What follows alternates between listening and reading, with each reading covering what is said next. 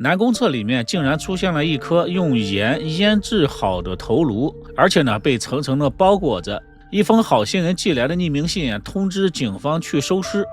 要知道，一般的谋杀案的凶手呢都是藏着掖着，而今天咱们要讲的这个案件里的凶手却主动通知警方遗体的位置，让警方去收尸。大家好，我是海岩，今天我们来讲妈祖庙公厕烟头案。杀自己的妹妹，有杀你妹妹吗？是为了保险金吗？不要急哦。为什么要用盐头啊2013年3月15日，台湾省新北市三重区大同警局像往常一样正常的忙碌着。然而呢，一封通过邮局寄来的匿名信打破了平静。信封里面呢只有一张手写的字条，内容令人脊背发凉。里面的内容是：警察好，陈婉婷的尸体在嘉义水上乡农会旁的200公尺的凉亭旁的南侧里面，请你好好的安葬她，我没有钱葬她，谢谢你，好心人留。刚开始呢，警方以为是恶作剧但毕竟人命关天嘛，于是呢，立即就将信传真给了嘉义县的警局。当晚6点，嘉义警方就根据指示找到了信中所提到的地点。什么地点呢？玄树上天宫，一座妈祖庙它附近的一座造型像凉亭的南侧。搜索当中呢，他们在第4间蹲位的冲水箱上面发现了一个沉甸甸的黑色塑料袋。这个袋子呢被层层包裹着，警方小心翼翼地拆开，最外面是超市的购物袋，里面是红色的条纹塑料袋，再往里面呢又是2层塑料袋，接着呢是一件黑色的女士外套一个白色的编织袋，一个沙滩短裤，一条蓝白相间的条纹女士内裤，最后一件是深色的圆领 T 恤。打开 T 恤之后呢，一股刺鼻的腐臭味扑面而来，里面竟然是厚达1-2公分的盐巴。剥开了盐层之后呢，所有的警员倒吸了一口凉气，一颗干瘪的毫无血色的人头女性的人头豁然出现在了眼前。头颅的切面非常的平整就像是被利器切开的一样。头颅的旁边呢还放着一张纸条，上面写着7个字：身份3重陈婉婷。发现头颅的消息传回了新北，警方呢就立刻想到了3个月之前一起报案。那是在2012年的12月17日一位名字叫邱玉梅的老妇人到警局报案，说她35岁的女儿陈婉婷失踪了。当时呢，接待她的警员做了笔录，但是几个月调查下来毫无线索。邱玉梅就被紧急带到了嘉义去认尸。尽管这个头颅已经严重的变形了但是呢，他还是凭借2点确认了死者就是自己的女儿。因为这个死者缺了一颗门牙，他的女儿陈婉婷呢也缺了一颗门牙。包裹头颅的那个黑色外套和深色的 T 恤正是他买给女儿的。DNA 鉴定结果很快也就出来了，死者正是陈婉婷。随着调查的深入呢，陈婉婷悲惨的一生逐渐浮出了水面。陈婉婷原名叫陈淑慧，年轻的时候长得清纯甜美，是学校的校花，喜欢唱歌跳舞，一度被家人寄予厚望，希望长大之后能够成为明星。然而到了18岁那一年呢，她不顾一切地嫁给了初恋男友，并且还生下了一个儿子。这个选择成了她人生的转折点。结婚第4年，她的丈夫出轨，并且呢把她赶出了家门，夺走了孩子的抚养权。父亲因此气急攻心，不久就撒手人寰了。兄弟姐妹们因为父亲的事对陈婉婷也是耿耿于怀，10几年了都没有来往。在这样的接连打击之下呢，陈婉婷尝试去自我了结。虽然人被救回来了，但是脑子受到了损伤，精神状态是越来越不正常。而且呢，在所谓的朋友的诱惑之下，他还染上了很大的烟瘾。唯一接纳他的呢是他的2哥陈家富。兄妹2个人呢一起住在三重区大同南路的一处老旧的公寓里面。陈婉婷没有什么工作他无法工作，脑子不好使嘛，每个月仅靠3000元的新台币的这个身障补助金来度日。他母亲每周还再给他1400元的生活费，但是这些钱呢，对于烟瘾极大的他来说呢，远远是不够的。为了活下去呢，他沦落到菜市场里去捡烂菜叶子。他的烟瘾非常大，经常向路人要烟头抽。后来为了赚取烟钱呢，他开始浓妆艳抹的到处招摇，出卖自己的身体。有时呢，甚至直接将客人就带到兄妹俩住的那个公寓里面去交易。他的2哥陈家富对此深感羞耻，但是兄妹2个人经常为此而争吵。根据母亲邱玉梅和二哥陈家富最初的证词呢，陈婉婷最后一次被看见是在2012年12月11日的白天。母亲邱玉梅说，她最后一次见到女儿是12月9日的中午，她到公寓里给女儿送生活费。当时儿子陈家富抱怨妹妹说一早就出去接客了，他待到了下午3点，然后就离开了。二哥陈家富则说呢，12月9日凌晨6点多，他被电话给吵醒了，妹妹接了电话之后就出门了，应该又去接客去了，这让他感到非常的羞愧难当。但妹妹在8点左右呢就回来了，他因此呢还数落了妹妹一顿。中午母亲来过之后呢，他便去上班了。然后10号11号的白天他都见过这个妹妹直到11号的晚上，陈婉婷彻夜未归，12号的晚上依然是不见人踪影，他才打电话告诉了自己的母亲。表面上看呢，这个证词是比较吻合的，但是警方深入调查之后发现了第一个重大的矛盾。警方调查了陈家座机的通话记录发现从12月9号的晚上到12月13日的晚上，这部电话没有任何的播出和接入的记录，唯一的通话发生在9日清晨6点27分到40分之间。来电的人呢是一个叫徐有利的出租车司机，他呢也是陈婉婷的老客户了。徐有利向警方也承认了，说那天早上他打电话叫陈婉婷出来，两个人去了宾馆，完事之后陈婉婷就独自离开了。他清楚的记得陈婉婷当天穿的正是后来他包裹头颅的那条蓝白条纹的内裤。法医鉴定科的报告也显示，那条内裤上面残留的体液正是徐有利的。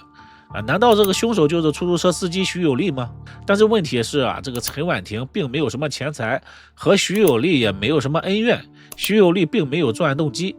警察又进一步调查，发现了疑点如果陈婉婷在9号早上与徐有利发生了故事之后按照他二哥的说法，在10号、11号都还活着，那么以他的邻居和母亲所说，陈婉婷极度爱干净，每天必须得洗澡和换内裤的习惯，他为何连续3、4天都穿着同一条沾有男人体液的内裤呢？难道他在9号那天之后就再也没有换过内裤吗？所以答案只有一个，陈婉婷的二哥可能说谎了，陈婉婷可能在9号就已经遇害了，他在故意引导警方怀疑那个出租车司机。警方的怀疑目光呢就逐渐投向了二哥陈家福。警方调阅了监控，发现呢，在头颅被发现的前2天，也就是2013年的3月13日一个男子引起了警方的注意。这名男子呢，在3月份比较热的这个季节竟然还穿着厚厚的羽绒服，还戴着墨镜，戴着那个爆炸头的假发，这个形象不让人怀疑都难。另外呢，他还提着疑似装有人头的塑料袋，从台北一路向南抵达嘉义水上乡，最终出现在了案发公厕的附近。更重要的是呢，他离开的时候手中的塑料袋不见了。虽然监控呢没有拍到他的清晰的正脸但是他的身形步态和陈家福非常的相似。而且呢，陈家福的母亲也说了，监控上面的这个人看起来就是他的儿子陈家富。更重要的是呢，该男子在监控里骑的那个白色踏板摩托车登记在他母亲邱玉梅的名下。警方进行笔迹鉴定显示那封引导警方找到头颅的匿名信以及头颅旁边写着3重陈婉婷的纸条，其笔迹与陈家富的笔迹高度吻合。虽然有刻意改变书写习惯的痕迹，但是呢，笔锋走势是一致的。其次呢，警方了解到陈家福从2011年的4月到2012年的11月，先后为妹妹陈婉婷购买了5份人寿保险，受益人均是他和他的母亲，其中呢有3份未续费已经失效了，但是呢还有2份保单仍然在生效期。而陈婉婷失踪之后，若想以死亡为由来申请理赔的话，必须得提供死亡证明。若按失踪来处理的话，就得等7年的时间才能拿到赔偿。当时呢，陈家富的收入微薄，还因为娶了大陆的妻子欠下了债务，急需用钱，所以陈家富很可能就是因为骗保来杀害妹妹，他呢是有作案动机的。法医报告里推断的是凶手很可能是厨师或者屠夫或者医生，而陈家富呢正好是一名厨师，有熟练的刀工，符合法医的推断。除此之外呢，还有最关键的一点，知道陈婉婷这个名字的人非常少。陈婉婷原名叫陈淑慧，经过那些坎坷离婚之后呢，母亲为了让她改变命运给她改名叫陈婉婷。改名的事情呢，只有她的家人知道，所有的亲朋好友包括邻居仍然叫她阿慧。那封匿名信精确地写出了陈婉婷，说明写信的人极有可能就是他的亲人。虽然警方推测凶手是二哥陈家富，但是呢，仅仅是推测，没有确凿的证据。另外呢，陈婉婷的身体的其他部位到哪去了呢？这个案件的转机来自于2个关键的证人：陈家富新婚的大陆妻子小刘，以及楼下的女邻居彭瑞敏。小刘说呢，他在2012年12月底到台湾之后，从未见过他的小姑子陈婉婷。他曾经闻到这个屋子里面有奇怪的腐臭味，觉得今天房间怎么有点臭臭的？我还问他，今天房间怎么这么臭？他说没有，就可能是外面那个飘出来的。他还记得2013年的1月，陈家富曾经用黑色的大塑料袋套着一个中型的这个绞肉机，说2年没用了，要拿去卖掉。他注意到那台绞肉机虽然生锈了，但是机身和这个绞盘是异常干净的，不像2年没有用的样子。虽然警方在后来并没有追踪到那台绞肉机，但是呢，在厨房的抽屉里面找到了这个型号绞肉机的刀片。另外呢，咱再说一下楼下那个邻居。楼下邻居叫彭瑞敏，他回忆，在2012年12月上旬的一天的上午，大概是10点左右，他听到楼上有持续的机器震动的声音，随后就发现自家的这个浴室排水孔不断的冒出腥臭的肉沫碎肉沫，肉沫的大小呢就和指甲盖差不多大。他就上楼找陈家富理论，陈家富开门之后呢，反而非常客气的道歉了，并且主动要求帮他去清理那些碎肉不过呢，女邻居并没有让他帮忙，而是让自己的同事在公司里面拿回来一瓶这个洗洁精自己清理的。后来那段湿湿的血水，清清的啦，不是很红的那种，你知道吗？一大滩吗？一大滩。他们同一栋楼下2楼的说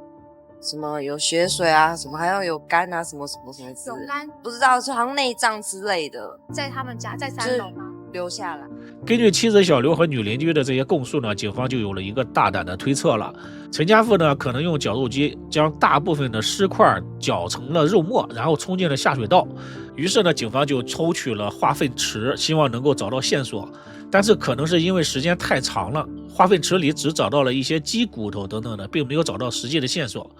2013年的6月呢，警方带着血迹犬第4次仔细搜查了兄妹俩的公寓。这一次呢，在之前忽略的地方发现了端倪。陈婉婷的卧室衣柜底部内侧边缘紧贴着地面的那部分，还有那个衣柜前面的地面几处地板的缝隙当中，都检测出了微弱的血迹反应。经过检测呢， DNA 与陈婉婷是相符的。此外呢，警方在杂物间里也找到了一把菜刀，这个菜刀上面也检验出了人类的血液，与陈婉婷的 DNA 相符，并且呢，这个刀的形状与她颈部的切口是相吻合的，这把菜刀很可能就是作案凶器。另外呢，警方还在一个旧的电饭煲的内锅上面检测出了陈婉婷的 DNA。至此呢，此案基本上就真相大白了，陈家富被警方给逮捕了。但是让人没想到的是呢，陈家富被逮捕之后又生出了一些幺蛾子。法庭上呢，陈家富始终是否认杀人。庭审当中呢，他声称外星人在他的脑子里移植了晶片，甚至呢在法庭上口吐白沫昏死了过去。为了查明真相呢，法院2次对他进行了精神鉴定，结果均显示他的精神是正常的，没有精神障碍。陈家富之所以装疯卖傻，想逃过死刑的判决，陈家富的辩护律师提出家中的血迹可能是陈婉婷经期来月经的时候留下的。那个邻居记不清具体的日期了，证词不可信。妻子小刘可能是为了骗取这个聘礼而诬陷。更棘手的是呢，陈家富的母亲邱玉梅当庭翻供了，她痛哭流涕地说自己认不出监控里的人是不是自己的儿子。案件似乎呢就陷入了僵局了。检方的律师也不是吃素的经过又一番的整理他说家中衣柜底部的血迹很明显是慢慢渗进衣柜底部的内侧的，但是需要大量的血在地面上才会形成的，所以谁的大姨妈来也不可能来那么多。邻居清理肉末那天呢，让同事在公司里拿了一瓶清洁剂，那个公司的仓库是有记录日期的，那个日期就和案件对上了。警方呢在看守所这会还截获了陈家福给他母亲写的2封信，信中呢他详细的去指导他的母亲如何在法庭上作证。信上是这样说的，说法官问你照片上拿黑袋子的人是谁的时候，你不要说是我儿子，你要讲是我的话呢，我就会被判死刑了。这就直接证明了陈家富企图干扰司法、胁迫证人。在这些确凿的证据面前呢，法庭最终认定了案情。法院推断的案件经过是这样的：长期对妹妹接客行为感到羞耻且经济拮据的陈家富早就萌生了杀妹骗保的念头。2012年的12月9日凌晨，出租车司机徐有利打的那个电话再次激怒了他。当天下午母亲离开之后呢，他认为未来几天母亲就不会再来了，便在家中掐死了他的妹妹陈婉婷。在陈婉婷断气之后不到30分钟，他利用厨师的刀工肢解了遗体。当晚至次日他用这个绞肉机将尸块绞碎，冲入了下水道，将头颅留了下来，放入了冰箱里面冷藏。不久呢，他的新婚妻子小刘就来到了台湾。为了避免被妻子发现，他将头颅取了出来，涂抹了厚厚的盐巴防腐，层层包裹之后呢，就藏在了旧电饭锅里边无论上班还是下班，他都带着这个电饭锅。直到2013年的3月初，小刘暂时回了大陆，2份保险呢也因为即将欠款，马上就要失效了，于是呢将头颅就放到了公厕这种人流量比较大的地方，希望有人能够报警。3月13日，他经过精心的变装，乘坐各种交通工具，辗转呢就将头颅抛至了250公里之外的那间公厕。之所以选择这里呢，是因为之前他在这附近服过兵役，对这一片非常的熟悉。过了2天没有人报警，于是呢他又寄出了那份好心人写的信，引导警方发现头颅。2014年的6月30日，嘉义地方法院裁定陈家福谋杀、诈骗、非法处理尸体罪名成立。法庭上的母亲邱玉梅哭着求法官，她说：“我已经失去了一个女儿了，不能再失去儿子了。”最终呢，法官以陈家富是个孝顺儿子为由，判处其无期徒刑，而没有判死刑。案件呢虽然已经宣判了，但是陈婉婷的身体的其他部分一直都没有找到。细思极恐的是呢，妻子小刘在采访当中说，刚刚和陈家福结婚没多久，丈夫也要给他买一份高额的保险，可以说小刘也算是逃过一劫了。好了，以上呢就是今天案件所有内容了，感谢收看，别忘点赞，我是海岩，我们下期再见，拜拜。